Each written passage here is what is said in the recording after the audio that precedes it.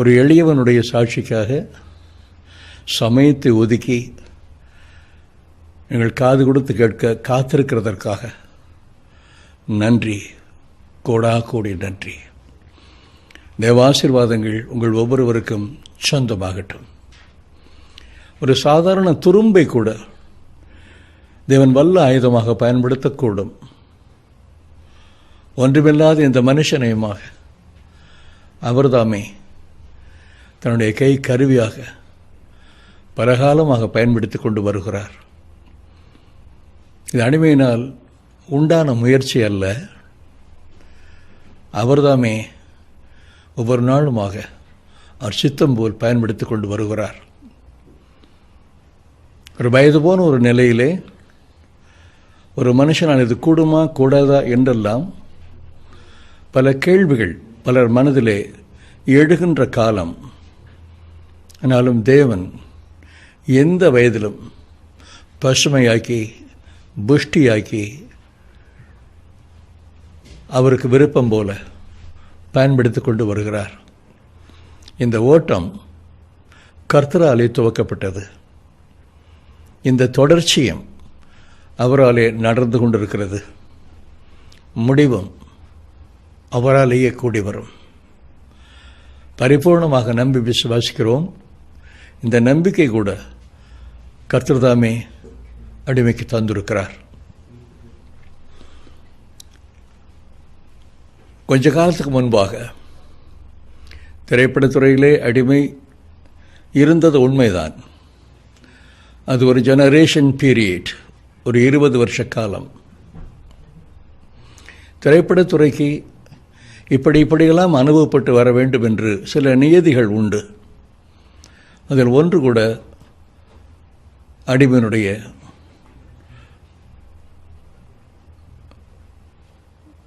எதிர்பார்ப்பாகவோ இயங்குதலாகவோ எந்த நாளிலும் இருந்தது இல்லை.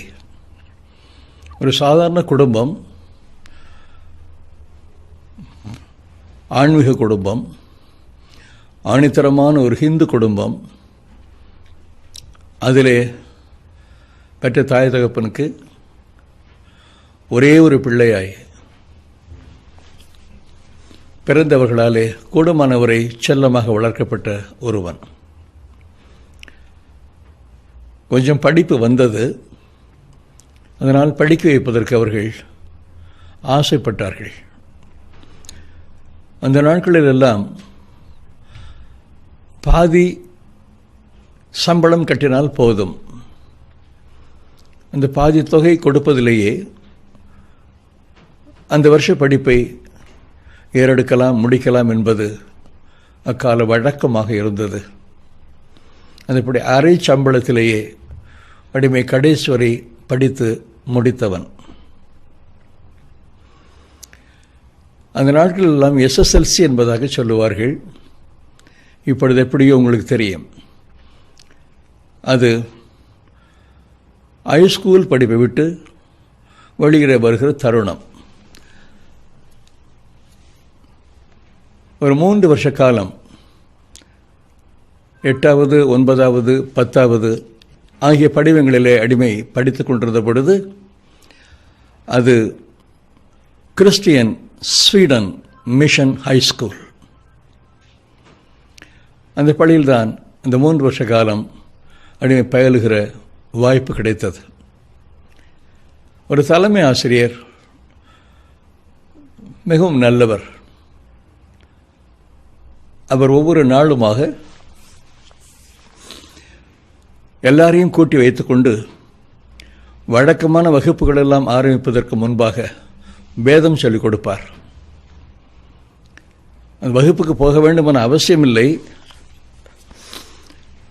ஆனாலும் வகுப்புகளுக்கு சென்று வருஷம் முடிவிலே ஒரு பரீட்சை எழுத வேண்டி வரும். அந்த பரீட்சை எழுதினால் தேறி வந்தால் ஒரு சர்டிஃபிகேட் கொடுப்பாங்க. இந்த சர்டிஃபிகேட் ரொம்ப அழகாக இருக்கும். அந்த சர்டிஃபிகேட் வாங்கணுங்கிற ஆசையே அடிமை போன்றவர்களை அவர் வேதம் சொல்லிக் கொடுக்க பயிலுவதற்கு நல்லதொரு வாய்ப்பாக அமைந்திருந்தது. 3 வருஷ காலம் அவர் சொல்லிக் கொடுத்தார். அடிமை பயின்றது உண்டு, சர்டிஃபிகேட் வாங்கியது உண்டு. அதன் பிறகாக படிப்பை முடித்துவிட வேணும் என்ற ஒரு சூழ்நிலை குடும்ப பிரச்சனை நிமித்தமாக வந்தது. தகப்பனார் ஒரு ஆசிரமம் வைத்திருந்தார். ஹிந்து குடும்பம் என சொன்னேன். அவர் ஹிந்து கடவுள்களை எல்லாம் அதிகமாகவே ஆராதிக்கிறவர். அவர் தன் வழியில் தான் அடிமையும் கூட்டிக் கொண்டு சென்றார். பெருத்த வருமானம் உள்ள குடும்பம் அல்ல. பெற்ற தாய் வேலைக்கு போகிறவள் அல்ல, குடும்ப தலைவி மாத்திரமே. எஸ்எஸ்எல்சி படிப்பு முடித்த பிற்பாடு உடனடியாக வேலைக்கு அடிமை செல்வதாக இருந்திருக்குமே. ஆனால் பெற்ற தாய் தகப்பனை அப்போதே ஓரளவாவது கவனித்துக் கொண்டிருக்க முடியும். ஆனால் சொந்தங்கள் பந்தங்கள் எல்லாம் சொன்னார்கள், இவனுக்கு படிப்பு வருகிறது, ஆகவே இதுவரையிலாக நம்முடைய குடும்பத்திலோ சொந்த பந்தங்களிலோ ஒரு டிகிரி ஹோல்டர் என்பதாக பட்டப்படிப்பு படித்து தேறி வந்தவர் இல்லை. இவனுக்காவது இந்த பட்டப்படிப்பு படிக்கிற வாய்ப்பை கொடுப்போம், தேறி வருவான் என்று நம்புகிறோம் என்பதாக அவர்கள் வாதத்தை எடுத்து வைத்தார்கள். அது அப்பாவுக்கு ரொம்ப பிடிச்சது. கஷ்டத்தோட கஷ்டமாக மற்றொரு 4 வருஷ காலம், 2 வருஷம் இன்டர்மீடியேட், 2 வருஷம் பிஏ டிகிரி மேத்தமேட்டிக்ஸ், இந்த 4 வருஷ காலம் படித்து முடிப்பதற்கு அவர்கள் தங்கள் சிரமத்தை சகித்துக் கொண்டார்கள். ஒரு 14 வயது அடிமைக்கு இருந்த பொழுது ஒரு விபத்திலே அடிமையினுடைய இடது கை ஒடிந்து போயிற்று. அது காம்பவுண்ட் ஃப்ராக்சர் என்று சொல்லுவார்கள், உங்களுக்கு தெரியும். முன் கை எலும்புகள் 2மே ஒடிந்து போயிற்று. அதற்காக வைத்தியம் செய்து பேண்டேஜ் போட்டு பெரிதாக கட்டி வைத்திருந்தார்கள். ஒரு 6 மாத காலத்துக்கு பிறகாக எக்ஸ்ரே எடுத்து பார்க்கிற பொழுது எல்லாம் கூடி வந்தது. ஒடிந்த எலும்புகள் எல்லாம் சேர்ந்து கொண்டன. இனி அந்த பேண்டேஜை பிரிக்கலாம் என்பதாக வைத்தியன்மார் சொன்னார்கள். அந்த படிகளாக இந்த பேண்டேஜை பிரிக்கிற பொழுது கையில் எலும்புகள் எல்லாம் கூடி வந்திருந்தது உண்மைதான். ஆனாலும் கையை மடக்கி இப்படி வைத்து கட்டியிருந்தபடியினாலே இந்த கையை நீட்ட முடியாதபடி அப்படியே நின்று போய்விட்டது. பெற்ற தாய்க்கு ரொம்ப வருத்தம். நான் ஒரு பிள்ளை தான் பெற்றேன், விபத்திலேயே மரித்திருந்தால் தேவலை. இப்பொழுது 6 மாத காலத்துக்கு பிற்பாக இந்த வளைந்த கையை வைத்துக்கொண்டே இந்த பிள்ளை இருப்பதை விட ஏற்கனவே மரித்திருக்கலாமே என்பதாக சங்கடப்பட்ட அந்த தாய் தன்னுடைய துக்கத்தை வெளிப்படுத்தி காண்பித்தாள். வைத்தியன்மார் சொன்னார்கள், சங்கடப்பட வேண்டாம், கொஞ்சம் ஒலிவ் ஆயில் அல்லது கேஸ்டர் ஆயில் கொஞ்சம் கொஞ்சமாக அந்த கையில் போட்டு ஒவ்வொரு நாளுமாக மசாஜ் மாதிரி செய்து கொண்டு வருவீர்களே, ஆனால் அது சரியாக போய்விடும், கொஞ்ச காலத்தில் கை நீண்டு போகும் என்பதாக சொன்னார்கள். ஆனால் அன்ஃபார்ச்சுனேட்லி மீண்டும் ஒரு 14 வருஷ காலம் தேவைப்பட்டது அந்த கையை முழுமையாக நீட்டுகிறதற்கு. கல்லூரி படிப்பு படித்துக் கொண்டிருந்த பொழுது இப்படித்தான் கை இருக்கும். அந்த தருணத்திலே சர்வ உத்தமன் என்ற பெயருள்ள ஒரு மிகப்பெரிய போலீஸ் அதிகாரி பெற்ற தகப்பனுக்கு நண்பரானார். அவர் கேரளத்தைச் சேர்ந்தவர். அடிமையின் மேலாக அவருக்கு அதிகப்படியான பாசம் பிரியம் உண்டு. அவருடைய போலீஸ் தோரணையையும் அவர் அணிந்திருந்த அந்த உடுப்பையும் கவனித்து பார்த்து கொண்டு இருப்போமே, ஆனால் அப்படித்தான் ஒரு போலீஸ் ஆஃபீஸர் இருக்கணும். ஒரு போலீஸ் ஆஃபீஸராக நாம் வரக்கூடுமே, ஆனால் இவரை போல தான் இருக்க வேணும் என்பதாக அந்த நாளில் அடிமைக்கு தோன்றிற்று. ஒரு நாள் அவரை பார்த்து அடிமை கேட்டேன். அது கடைசி வருஷ படிப்பு. அந்த வருஷம் படிப்பை முடித்தாகிவிட்டால், பரீட்சையில் தேறி வந்தால் வீட்டார் எதிர்பார்க்கும்படியாக, அப்பா அவர்கள் பொறுத்து கொண்டபடியிலாக ஒரு BA டிகிரி ஹோல்டர் என்பதான ஒரு நிலவரம் வரும். அந்த சூழ்நிலையிலே அங்கிள் சர்வோத்தமனை பார்த்து கேட்டேன், அங்கிள், நானும் ஒரு போலீஸ் ஆஃபீஸராக வர முடியுமா? உங்களைப் போல போலீஸ் ஆஃபீஸராக வர வேண்டும் என்பதாக வாஞ்சை இருக்கிறது. அவர் இந்த வளைந்து கிடந்த கையையே பார்ப்பார். அவரை அறியாதபடி அவர் கண்கள் கலங்கும். இந்த ஒடிஞ்ச கையை அல்லது வளைஞ்ச கையை வச்சு கொண்டு எப்படி போலீஸ் யுத்தத்துக்கு நீ ஆசைப்படுறேன் என்பதாக ஒரு கேள்வியை எழுப்பி அடிமையை நோகடிக்க அவருக்கு இஷ்டமில்லை. எப்படியாவது அந்த வருஷம் படிப்பை முடித்து ஒரு டிகிரி ஹோல்டராக வந்துவிட வேண்டும் என்பது அவருடைய வாஞ்சாக இருந்தபடியினாலே அவர், நீ படி, பட்டம் எடுத்து வா, போலீஸ் ஆஃபீஸர் ஆகலாம் என்பதாக வாக்கு பண்ணினார். அது அடிமைக்கு மிகுந்த உற்சாகமாக இருந்தது. பெற்ற தகப்பனிடம் ஓடி போய் சொன்னேன், சர்வோத்தமன் அங்கிள் இந்த மாதிரி சொல்கிறாங்க, அப்போ இந்த வருஷம் நான் பாஸ் பண்ணிவிடுவேன். நீங்கள் எதிர்பார்க்குற மாதிரி நான் ஒரு டிகிரி ஹோல்டராக நிச்சயமாக வர முடியும் என்ற நம்பிக்கை எனக்கு ஆழமாக இருக்கிறது.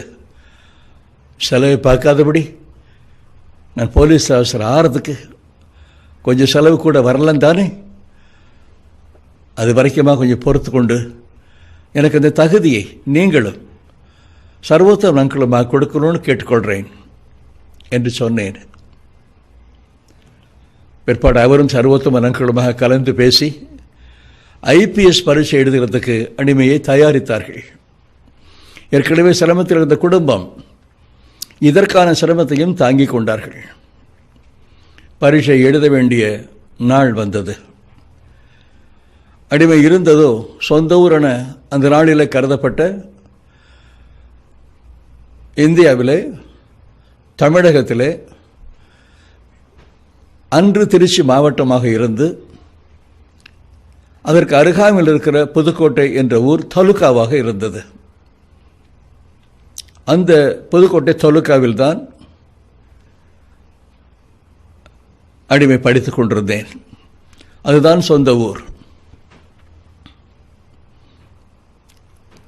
அங்கிருந்து புறப்பட்டு சென்னைக்கு வர வேணும், அங்கு வந்து பரீட்சை எழுத வேணும்.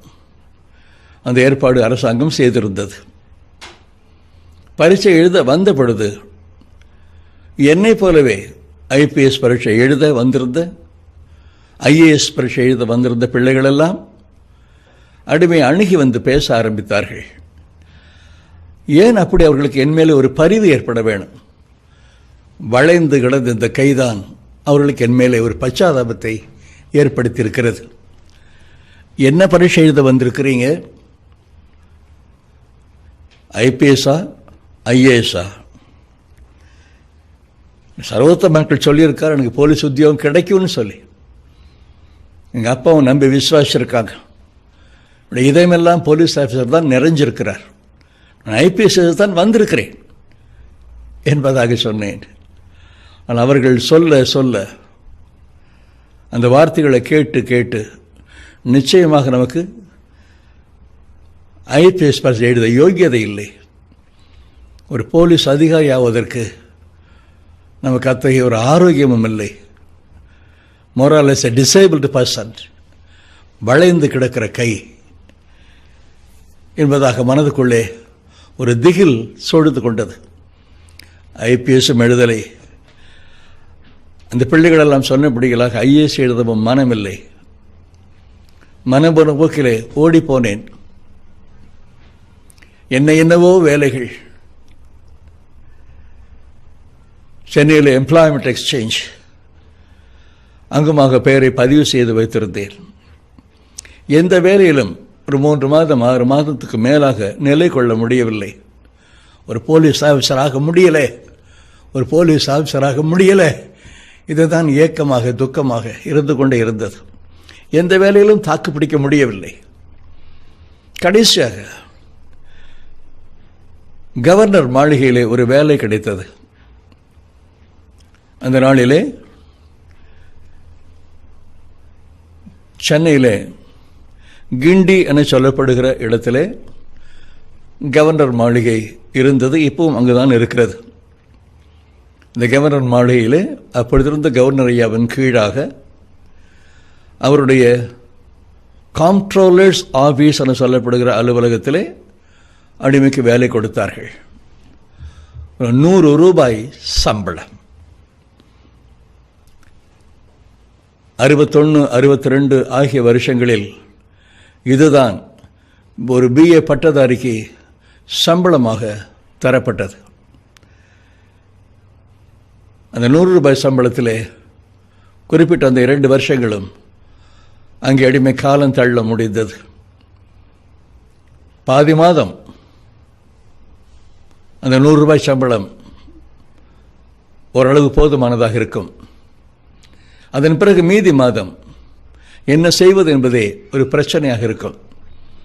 ஆகவே ஒரு 200 ரூபாய் சம்பளம் கிடைத்தால் அப்படிப்பட்ட ஒரு வேலைக்கு போகலாம் என்பதாக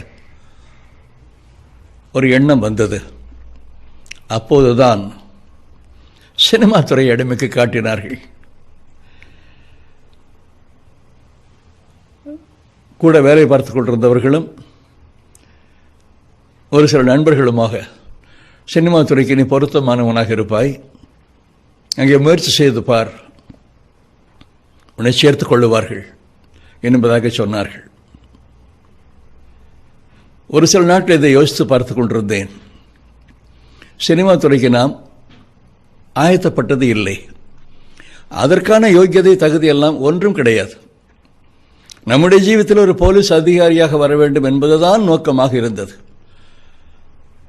அது சிதைந்து போயிற்று. அந்த ஆசை இப்பொழுது நிறைவேறவில்லை. இனி நிறைவேறும் என்பதற்கும் ஒரு வாய்ப்பில்லை. திரைப்படத்துறையிலே ஒரு மிகப்பெரிய பாடலாசிரியர் அந்த நாளிலே இருந்தார். ஒரு அடிமையின் தகப்பனாருக்கு மிக நெருங்கிய நண்பர். அவரிடமாக போய் சொன்னேன், 100 ரூபாய் சம்பளம் கொடுக்குறாங்க, அது ஒரு மாதத்துக்கு போதலை, ஒரு 200 ரூபாய் சம்பளம் கிடைத்தால் தேவலை என்பதாக நினைத்து கொண்டிருக்கிறேன். அதுதான் உங்களை வந்து பார்க்குறேன். எங்காவது ஒரு 200 ரூபாய் சம்பளத்துக்கு அடிமையை நீங்கள் நியமித்தால் தேவலை என்பதாக அவரிடமாக வேண்டிக் கொண்டேன். அந்த ஐயா ஏற்கனவே சினிமா துறையில் இருந்தபடியினாலே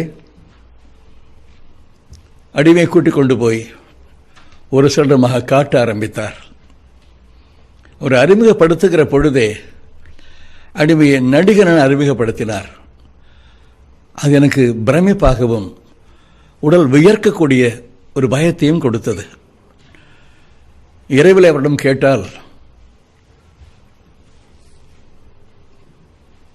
எல்லாம் தன்னை போல வரும், பழக்கத்தில் எல்லாம் வரும், தைரியப்படு என்பதாக தைரியப்படுத்தினார். அப்படி ஒரு சில இடங்களில் ஏறி இறங்கிய பொழுது அவர் கூடவே வருவார். அவர் வந்தால்தான் அடிமை போவது என்பதாக அடிமைக்குள்ளே ஆணித்தரமான ஒரு விசுவாசம் இருந்தது. அவர் தவறாமல் கூட கூட்டிக் கொண்டு போவார். ஒரு குறிப்பிட்ட ஸ்டுடியோவிலே, மிகவும் பிரபலமான ஒரு ஸ்டுடியோ தயாரிப்பாளர்கள் அவர்கள், அந்த ஸ்டுடியோவிலே அடிமை கொண்டு போய் அவர் காண்பித்தார். அவர்களுக்கு என்னவோ அடிமையை பிடித்து போய்விட்டது. எடுத்த எடுப்பிலேயே ஒரு மாதத்திலே 250 ரூபாய் உனக்கு சம்பளம் என்பதாய் சொன்னார்கள். ஆச்சரியகரமாக இருந்தது. 200 ரூபாய் கிடைத்தால் போதும் என்ற ஒரு நிலவரம். ஆனால் அவர்கள் 250 ரூபாய் தருகிறேன் என்று சொன்னார்கள். அப்பொழுது என் கையை நீட்டி பார்த்தேன். அது சரியாக 28வது வயது. என் கை 14 வருஷங்களுக்கு பிறகாக முழுமையாய் நீட்ட முடிந்த நேரம். அவ்வேளையில்தான் அந்த துறையிலே அடிமையை ஏற்றுக்கொண்டார்கள்.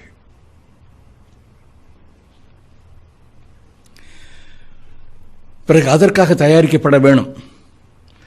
மிக உதவிகள் செய்தார்கள். மாதம் மாதம் தவறாது சம்பளம் கொடுப்பாங்க. அக்ரிமெண்ட் போடணும். அவங்களுக்கு 3 படங்கள் செய்து கொடுக்கணும், அக்ரிமெண்ட் போடணும். இந்த அக்ரிமெண்ட்லாம் கொடுத்தாங்க. 3 படம் செய்து கொடுப்பதாக அக்ரிமெண்ட் போட்டு கொடுத்தது, கையெழுத்து போட்டு கொடுத்தது. அந்த 3 படங்களும் அவர்கள் எடுத்தார்கள். அதில் ஒன்று ஹிந்தியிலே நடித்து கொடுக்க வேண்டிய ஒரு படம். அந்த 3 படங்கள் மாத்திரம் அல்லாதபடிக்கு பலரிடமாக அடிமையை பெரிதாகவே உயர்த்தி சொல்லி பல தயாரிப்பாளர்கள் மூலமாகவும் அடிமைக்கு பட வாய்ப்புகள் கிடைக்க அவர்கள் உதவி செய்தார்கள். அது சொந்த வீடு போல் மாறிவிட்டது. முதலாவது திரைப்படமே மிக பெரிய வெற்றியாய் அமைந்தது. நடிப்பு துறையிலே வல்லுநர்கள் மத்தியிலே ஒரு சாமானியன், ஒன்றும் தெரியாத ஒருவன், ஆனால் மற்றவர்களுக்கு வாய்த்த புகழ்ச்சியைப் போலவே அடிமைக்கும் சமனாக அப்படத்தின் மூலமாக புகழ்ச்சி வந்தது. அதன் நிமித்தமாய் தொடர்ந்து பல படங்களிலே நடிக்கிற வாய்ப்புகள், நிறைய சம்பாதிக்கிற காலம். 700 ரூபாய்க்கு அலைந்து கொண்டிருந்தவனுக்கு கரன்சி எண்ணக்கூட முடியாது என்பதாக அத்தனை அதிகமாக சம்பாதிக்கக்கூடிய அளவுக்கு பல வருஷங்கள் வாய்த்தது.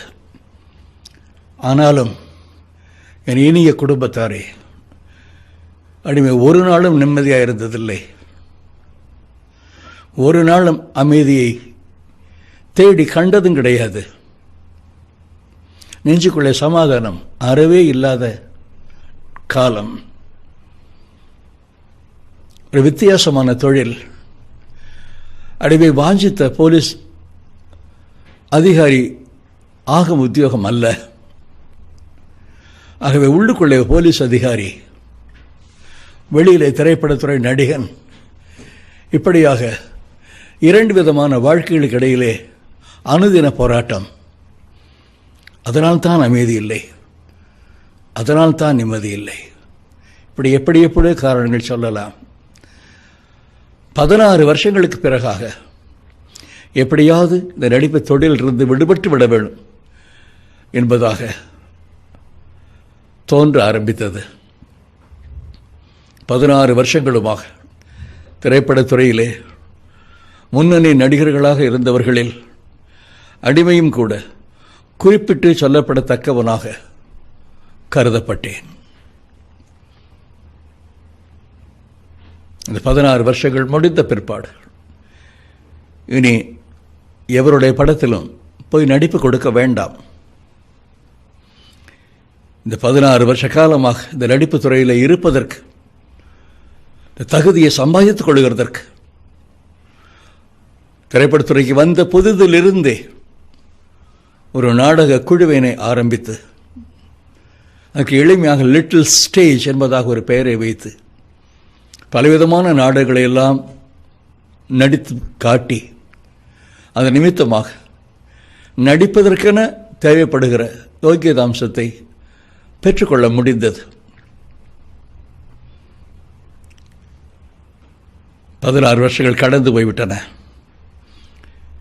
இப்பொழுது என்ன செய்யலாம்? ஒரு 4 வருஷ காலம் திரைப்படங்களை தயாரிப்பதிலே அடிமை ஈடுபட்டேன். திரைப்படத்துறையிலே நடிகனாக இருந்த பொழுது நடிப்பு ஆற்றலை பெற்றுக்கொள்கிறதற்காக நாடக கம்பெனி வைத்ததும் நாடகங்கள் நடத்தியதும் உண்டு. ஆனால் 4 வருஷ திரைப்பட தயாரிப்பாளன் என்ற நிலைமையிலே அதற்கு தேவையான வியாபாரத்துக்கான புத்தி என்பது சம்பாதித்துக் கொள்ளவில்லை. ஆகவே இந்த 4 வருஷமாக எடுத்த திரைப்படங்கள் ஒவ்வொன்றும் மற்றவர்களுக்கு எப்படியோ, பலர் எங்களுக்கு லாபமாக இருந்ததென சொன்னார்கள். அடிமை பொறுத்தவரை தொடர்ந்து அது நஷ்டமாகவே ஆனது.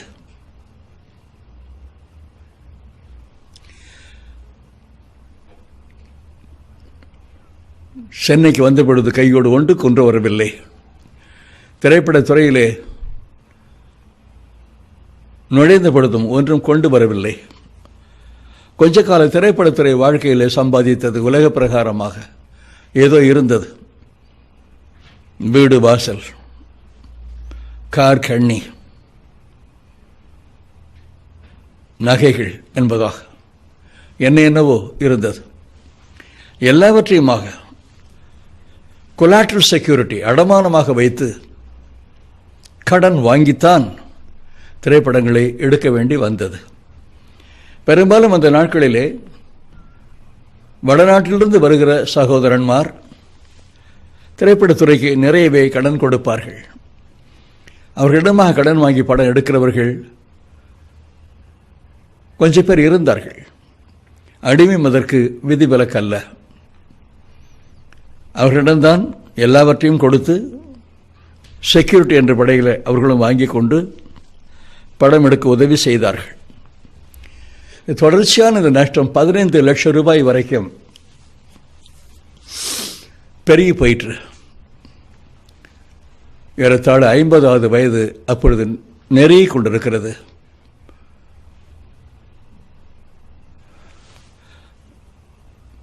மறுபடியும் படம் எடுக்கலாம் என்றால் இந்த 15 லட்சத்தை திருப்பி கொடுத்தால்தான் அவர்கள் உதவி செய்வார்கள். ஏற்கனவே உள்ள கடன் பளுவை அப்படியே வைத்துக்கொண்டு மீண்டுமாக அவர்களிடமாக உதவி செய்கள் என்று சொன்னால் செய்ய மாட்டார்கள். அவர்கள் மாத்திரமல்ல, அவர்களுடைய உறவினர்களோ நண்பர்களோ யாருமே குறிப்பிட்ட கடன் பளு இருக்கிற பொழுது அது தீர்க்கப்பட வேண்டும். அதன் பிறகு வேண்டுமானால் உதவி செய்வார்கள். அடிமை நிலைமை அப்போது அந்த மாதிரி இல்லை. திருப்பி கொடுக்கவும் முடியவில்லை. அவர்களுக்கு ஏதேனும் கொஞ்சம் நம்பிக்கை வரத்தக்கதாக நடிப்புத் துறையில் சென்று சம்பாதிக்கவும் இல்லை. ஆகவே இந்த 15 லட்சத்தை திருப்பி கொடுப்பது மிக பெரிய பாரமாக அடிமை அழுத்திக் கொண்டிருந்தது. இயற்கையாகவே அடிமை அர்த்தமில்லாமல் கோபித்துக் கொள்கிற ஒரு மனுஷன். இப்பொழுதல்ல, அந்நாட்களிலே. அந்த கோபமெல்லாம் எங்கே போய்விட்டது? இப்பொழுது கோபம் இருந்த இடத்திலே பயம் வந்துவிட்டது. தனி அறையிலே தன்னை ஒழித்து கொள்ள வேண்டும் என்ற ஒரு நிலவரம் வந்தாயிற்று. இனி திரைப்படத்துறையில் நாம் நடிக்க மனமில்லை. படம் எடுக்கலாம் என்றாலும் மேற்கொண்டு பணம் கொடுக்க உதவி செய்ய யாரும் இல்லை. இருந்த சொத்துக்கள் எல்லாமுமே அடமானம் வைக்கப்பட்டிருக்கிறது. மீட்க வழி இல்லை. இப்படி இல்லை இல்லை இல்லை என்பதான ஒரு சூழ்நிலையில் என்ன செய்ய போகிறோம் நாளை என்பதே ஒரு கேள்விக்குறியாக இருக்கும். இரவு வந்துவிடுமே, ஆனால் நாளை விடிந்து விடுமே என்ற ஒரு பயம். விடிந்து விட்டால் கடன் கொடுத்தவர்கள் இன்று என்ன செய்வார்களோ என்ற ஒரு பயம். மறுபடியும் மாலை பொழுது வந்துவிட்டால் நாளை இந்த இரவு கழிந்து விடிந்துவிடும், மறுபடியுமாக என்ன செய்ய போகிறோம் என்ற ஒரு கேள்வி எழும்.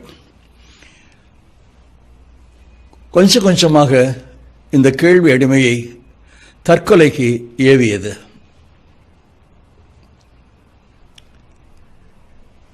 1984 வருஷம் ஜனவரி மாதம் 19ஆம் தேதி அந்த நாளை அடிமை தீர்மானத்திலே வைத்துக் கொண்டேன்.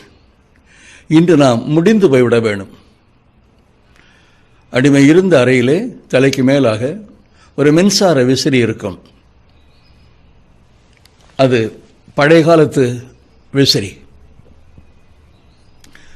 லேசாக சத்தம் வந்து கொண்டிருக்கும். அந்த சத்தத்தை தவிர அந்த அறையிலே வேறு சத்தம் இருக்காது. இருட்டுக்குள்ளேயே அந்த அறைக்குள்ளே இருந்து வெளிச்சத்தை காணக்கூடாமல் கண்கள் கூசி போகும். இடத்திலே பேசவோ ஏதேனும் ஒன்று கேட்கவோ வீட்டாருக்கு பயமாக இருக்கும். ஏறத்தாழ அடிமை ஒரு பேய் பிடித்தவனைப் போலவே மாறியிருந்த சூழ்நிலை. மிகவும் மெலிந்து காணப்படுவேன். சாப்பிட்றதில்லை, தூங்க முடியறதில்லை, சுத்திகரித்து கொள்ள முடியறதில்லை.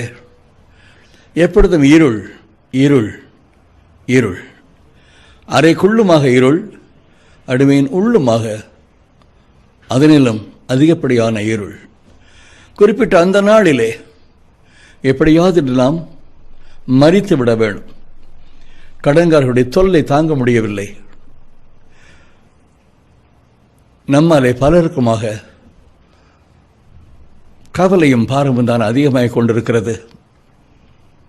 இந்த நிலையிலே இன்று நாம் முடிந்து போய்விடலாம் என்பதாக அந்த 84வது வருஷம் ஜனவரி மாதம் 19ஆம் தேதியை அடிமை பயன்படுத்திக் கொள்ள விரும்பினேன்.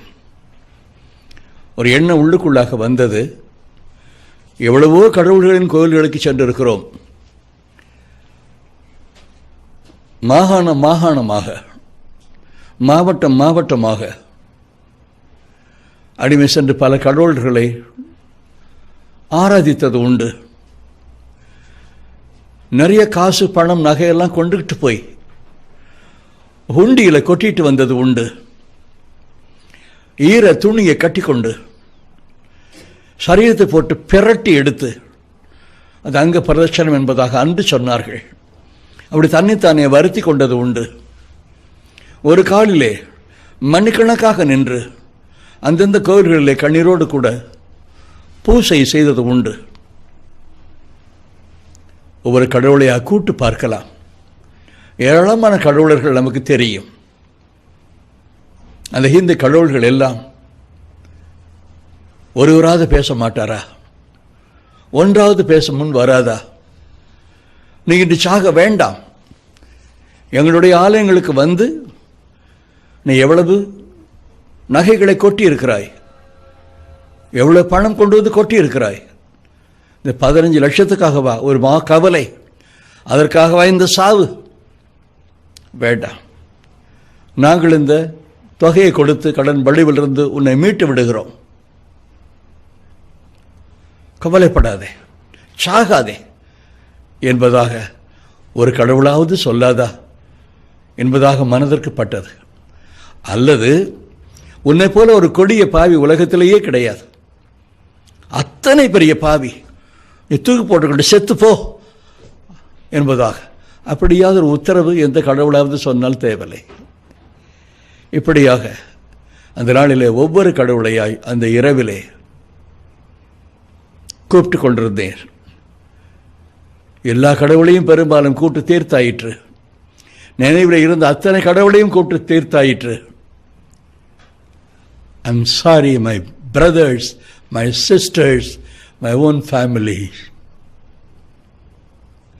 ஒன்று கூட காது கொடுத்து கேட்கலை, ஒன்று கூட வரவும் இல்லை. அடிமைக்கு நெஞ்சு வலிக்க ஆரம்பித்தது.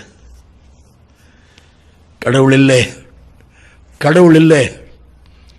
அப்பா அம்மாலாம் ஏமாற்றிட்டாங்க, முன்னோர்கள் எல்லாம் ஏமாற்றிட்டாங்க, இல்லாதது இருக்குன்னு சொல்லி ஏமாற்றிட்டாங்க. இப்போ இந்த கோவில்களில் கொண்டு போய் கொண்ட நகைகளும் பணங்களும் இருந்திருக்குமே, ஆனால் அதையாவது கொண்டு போய் கடன்காரருக்கு கொடுத்து விடுதலை பெற்றுக் கொண்டிருக்கலாமே, இந்த பலியிலிருந்து மீண்டிருக்கலாமே என்றெல்லாம் தோன்ற ஆரம்பித்தது. நாசிகம் உள்ளுக்குள்ளே வந்தது. கடவுள் இல்லை, கடவுள் இல்லை, கடவுள் இல்லை, கடவுள் இல்லை, கடவுள் இல்லை, கடவுள் இல்லை நான் கத்திக்கொண்டிருந்தேன். என்னையும் அறியாமல் ஒரு மயக்க நிலை. பக்கத்தில் இருந்த ஒரு இரும்பு அல்மாயிரா, அதில் விழுந்து கீழே சரிந்து கிடந்தேன். நெஞ்சுவலி அதிகமாயிற்று.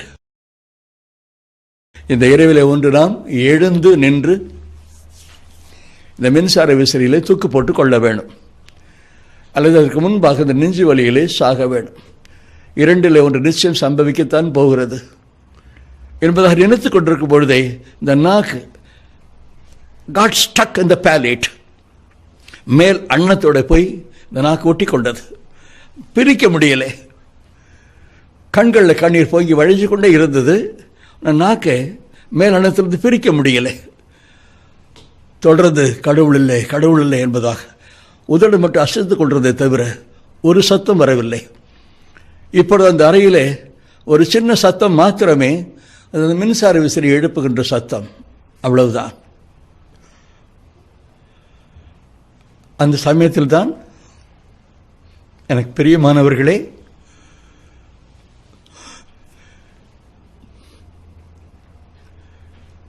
ஒரு குறிப்பிட்ட சத்தத்தை அடிமை கேட்டேன்.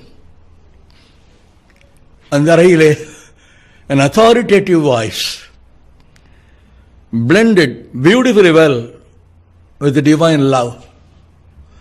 தேவ அன்பு கலந்த அதிகாரம் கூடிய ஒரு குரல் அப்பொழுதுதான் அடிமை முதலாக கேட்கிறேன்.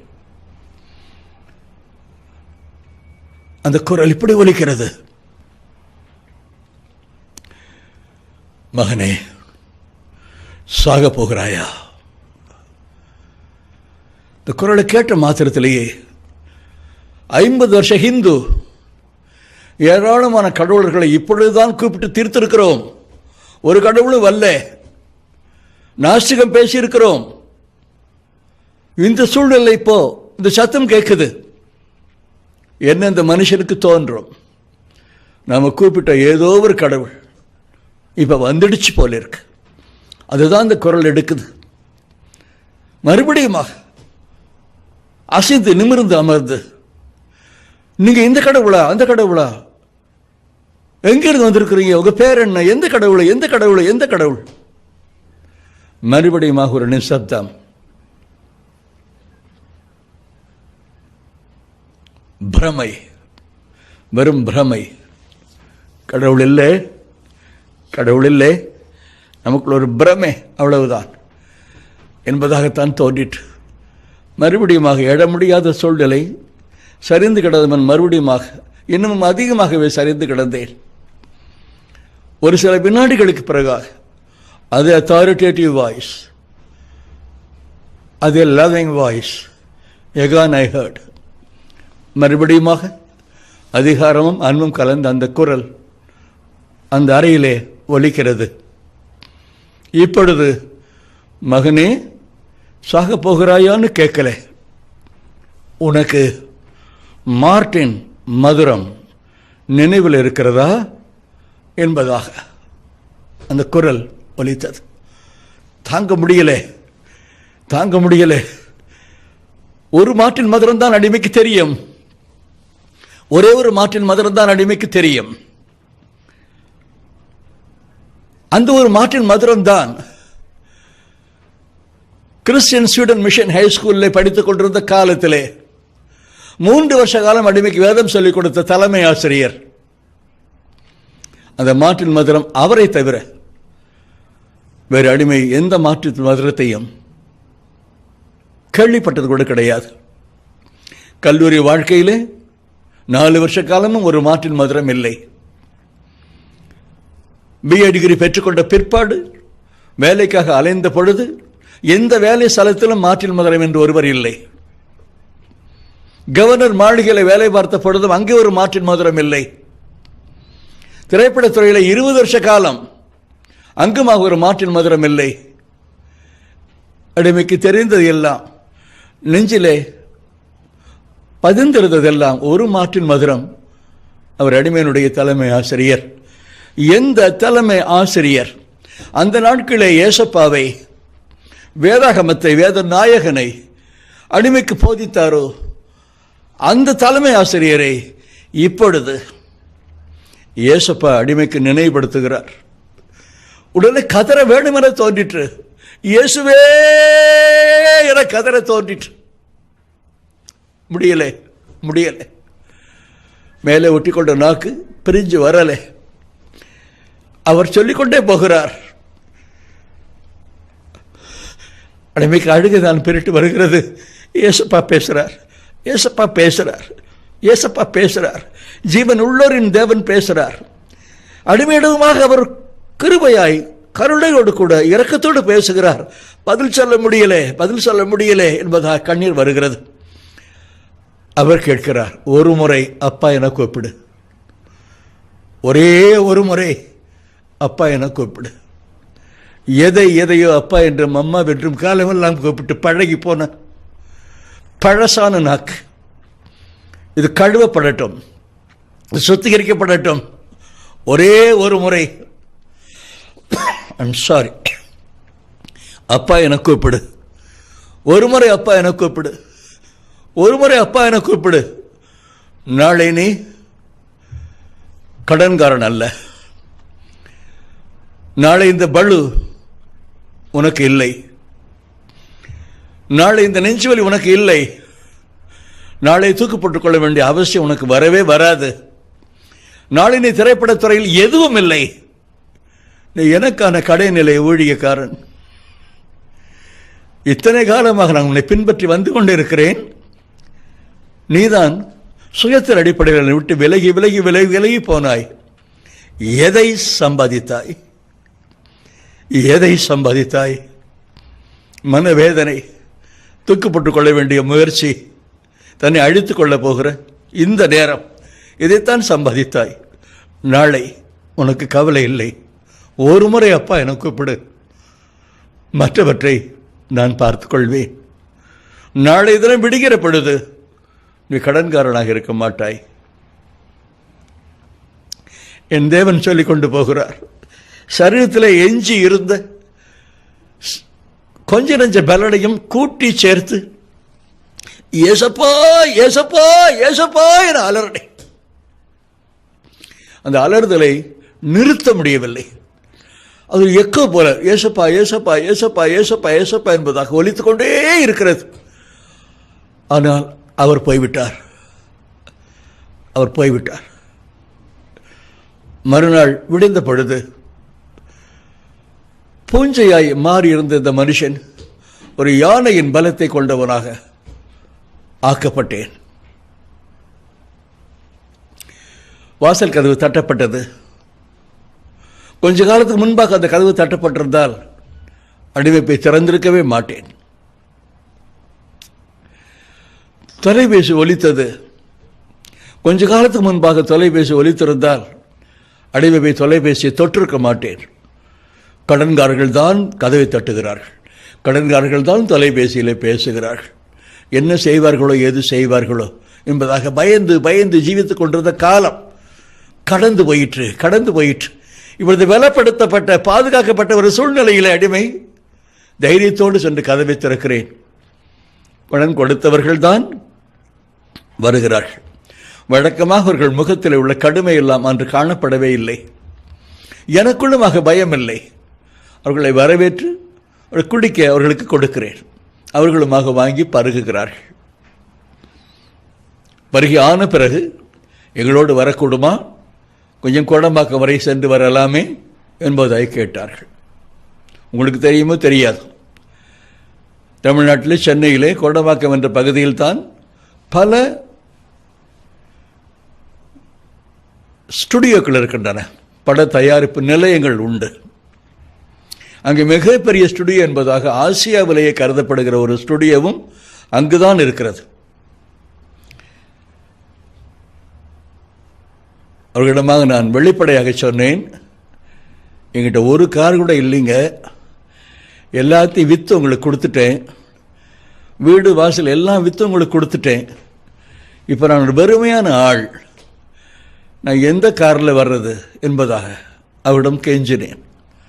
எங்களுக்கு தெரியும், எங்களுக்கு தானே கொடுத்தீங்க, எல்லாம் எங்களுக்கு தெரியும், எங்கள் காரில் நீங்கள் கூட்டிக் கொண்டு போகிறோம் வாங்க என்பதாக அடிமையை அழைத்து கொண்டு கோடம்பாக்கத்துக்கு குறிப்பிட்ட அந்த ஸ்டுடியோவுக்கு காலை பொழுதிலே கொண்டு சென்றார்கள். அங்கு போய் ஒரு பள்ளிக்கூட பிள்ளையாண்டானை நிறுத்துகிறதை போல அவர்களுக்கு முன்பாக அடிமை நிறுத்தி வைத்து இவரை உங்களுக்கு தெரியுமா என்பதாக கேட்டார். எதிரில் வந்திருக்கிறவர்கள் எல்லாம் தயாரிப்பாளர்களும் விநியோகஸ்தர்களும். அந்த காலை பொழுதிலே படம் எடுத்த தயாரிப்பாளர்கள் அதை விற்பதற்காகவும் படத்தை வாங்கி விநியோகம் செய்வதற்காக வந்திருக்கிற விநியோகஸ்தர்களும் இரண்டு சாராருமே அங்கே இருக்கிறார்கள். அவர்கள் உற்று பார்த்துவிட்டு இவர் இன்னாரும் எங்களுக்கு தெரியும், நிறைய படம் எடுத்திருக்கிறோம், நிறைய படங்களை வாங்கியிருக்கிறோம், ரொம்ப பெலிச்சு காணப்படுறார் என்பதாக சொன்னார்கள். இங்கேயே கூட்டிக் கொண்டு வந்தீங்க என்ற கேள்வியும் எழுப்பினார்கள். கடன் கொடுத்தவர்கள் வடநாட்டைச் சேர்ந்த அந்த சகோதரன்மார், அவர்கள் உங்களுக்கு முன்பாக இவரை கொண்டு வந்து நிறுத்தியதிலே ஒரு அர்த்தம் உண்டு. நாங்கள் இவருக்கு கடன் கொடுத்திருக்கிறோம், அவரால் திருப்பி கொடுக்க முடியலை, ஒரு 15 லட்சம் ரூபாய் வரைக்கும் அவர் திருப்பி கொடுக்க வேண்டி வருகிறது. அவர் திருப்பி கொடுக்கலை, கொடுக்க அவரால் முடியலை. நேற்று இரவு எங்கள் வீட்டு கதவுகள் எல்லாம் தட்டப்பட்டது. அகால வேளையாக இருந்தபடியினாலே ஓடி சென்று கதவை திறந்து பார்த்தோம். ஒருவரும் இல்லை, ஒருவரும் இல்லை. அலுப்போடு சலிப்போடு திரும்பமாக படுக்கை சென்று உறங்க போனோம். ஆனால் உறங்க முடியவில்லை. ஒரு சத்தம் கேட்டுக்கொண்டே இருக்கிறது.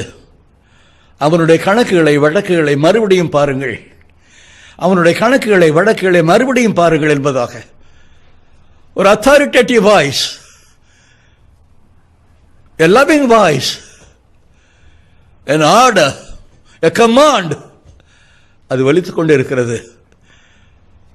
தூக்கம் பிடிக்கலை, எடுத்து வச்சுக்கொண்டு கணக்கு வழக்குகள் எல்லாம் பார்த்தோம். பார்த்தால் ஒரு வட்டியாக மற்றபடியாக எப்படியோ ஏராளமாக கொடுத்திருக்கிறார். இப்பொழுது அவர் கொடுக்க வேண்டியது 15 லட்சம் அல்ல, ஒரு 4.5 லட்சம் மாத்திரமே மீதம் இருக்கிறது. ஆனாலும் அந்த 4.5 லட்சத்தை அவர் எங்களுக்கு கொடுக்க வேண்டாம் என்று சொல்லி எழுதி கொடுத்த டாக்குமெண்ட்ஸ் எல்லாவற்றையும் எடுத்து அவர்களுக்கு முன்பாக எல்லாவற்றையும் கிழித்து தூர எறிந்தார்கள். வாங்க பிரதர், உங்களை வீட்டில் கொள்ள விட்டுட்டு போகிறோம் என்பதை கூப்பிட்டார்கள். ஆச்சரியம், என்ன நடக்கிறது நம்ம சுற்றி என்று ஒன்றுமே புரியலை. நேற்று இரவு தான் அப்பா சொன்னார், நாளை நீ கடன்காரன் அல்ல, நாளை நீ சினிமாக்காரனும் அல்ல, நாளை நீ என்னுடைய வேலைக்காரன், நாளை நீ சாக வேண்டாம், நாளை உனக்கு நெஞ்சுவலி இல்லை. அந்த இரவுக்குள்ளாக என் தேவன் எனக்கு எடுத்துக்கொண்ட முயற்சி இந்த ஒரு இரவிலே எல்லாம் பலிதமாகிறது. எவர்கள் கடன் கொடுத்தார்களோ, எவர்கள் பயமுறுத்தினார்களோ, அவர்கள் எல்லாரையும் தேவன் எனக்கு நண்பர்களாக மாற்றி கொடுத்தார். ஒரு நாள் இரவிலே நடந்த அதிசயமானவராலே அவராலே இயேசுவாலே கூடி வந்தது. அந்த சகோதரன்மார் தயாரிப்பாளர்களையும் விநியோகர்களையும் பார்த்து சொல்லுகிறார்கள், இந்த விஷயத்தை நாங்கள் வீட்டிலேயே முடித்துக் கொண்டிருக்க முடியும், ஆனாலும் நீங்கள் நம்ப மாட்டீர்கள். எதையுமே இல்லாதவங்க கடன் கொடுக்கிறவங்க, இவங்களுக்கு எப்படி இரக்கம் உண்டு, இதெல்லாம் சொல்லியிருக்க மாட்டாங்க, செய்ய மாட்டாங்க என்பதாக நீங்கள் நினைக்கலாம். ஆனால் எங்களுக்குள்ளுமாக சென்ற நாளிலே எந்த குரல் கேட்டதோ அந்த குரல் இரக்கத்தை விதைத்தது.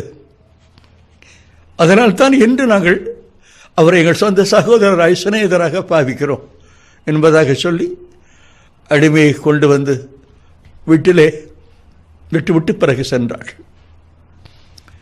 அந்த நாள் முதற்கொண்டு இந்த அடிமைக்கு 75 வருஷங்கள் முடிந்து 76 ஆரம்பித்து 4 மாதங்கள் கடந்து போய்விட்டன. 76வது வயதிலுமாய் என் தேவன் அடிமையை பலப்படுத்துகிறார், என் தேவன் அடிமையை பாதுகாக்கிறார். சாரி,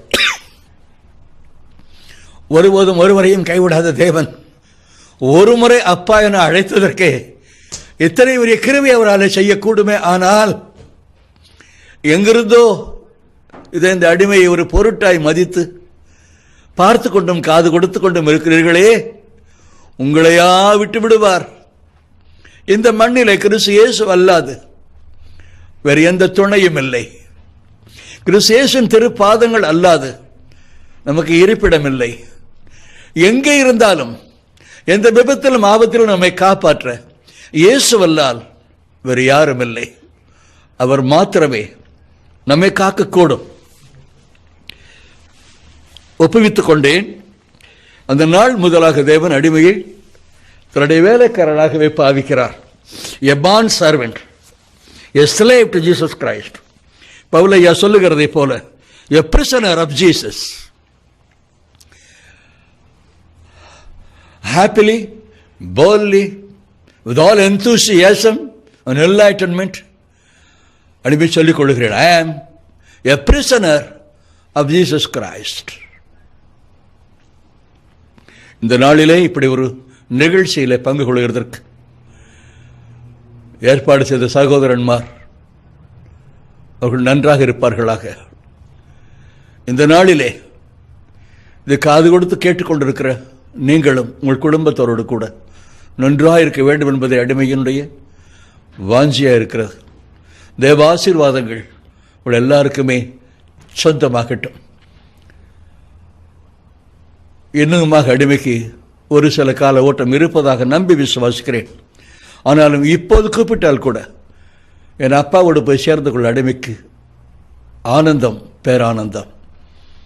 ஆனால் நாடு நாடாக, ஊர் ஊராக, வீடு வீடாக தேவன் கூட்டி செல்லுகிறார். இந்த நாளிலும் அடிமை அவர் பலப்படுத்துகிறார்.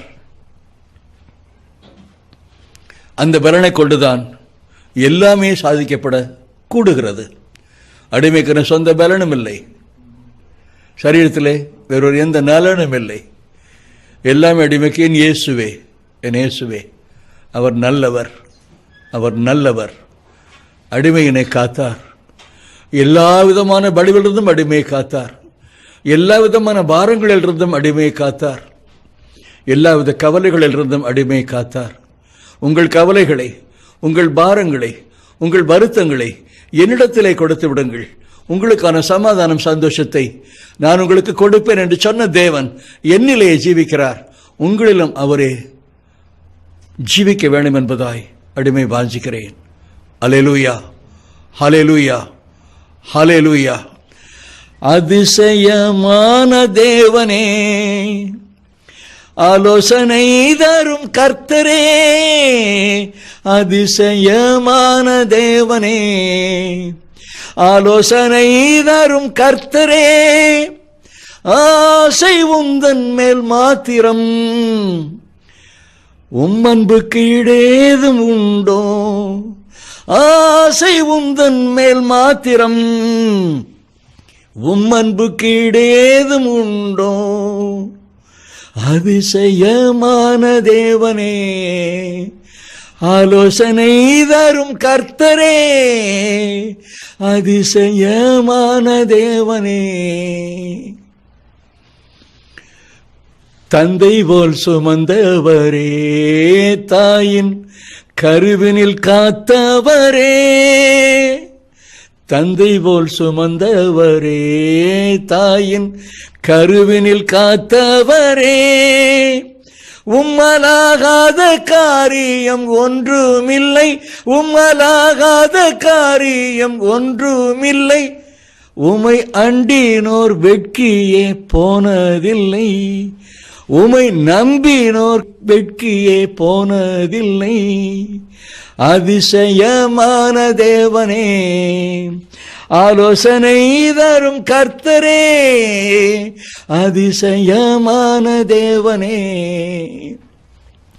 குயவன் கைகளை மண்ணை போல் தேவா உம்மிடம் ஒப்புவித்தேன், குயவன் கைகளை மண்ணை போல் தேவா உம்மிடம் ஒப்புவித்தேன், உந்தன் மனதின்படி என்னை வனைந்திடுமே, உந்தன் மனதின்படி என்னை வனைந்திடுமே, எஜமானரே உமக்கு நான் அடிமையன்றோ, எஜமானனே உமக்கு நான் அடிமையன்றோ, அதிசயமான தேவனே, ஆலோசனை தரும் கர்த்தரே, அதிசயமான தேவனே, ஆலோசனை தரும் கர்த்தரே, ஆசை உந்தன் மேல் மாத்திரம், உம் அன்புக்கு இடேதும் உண்டோ?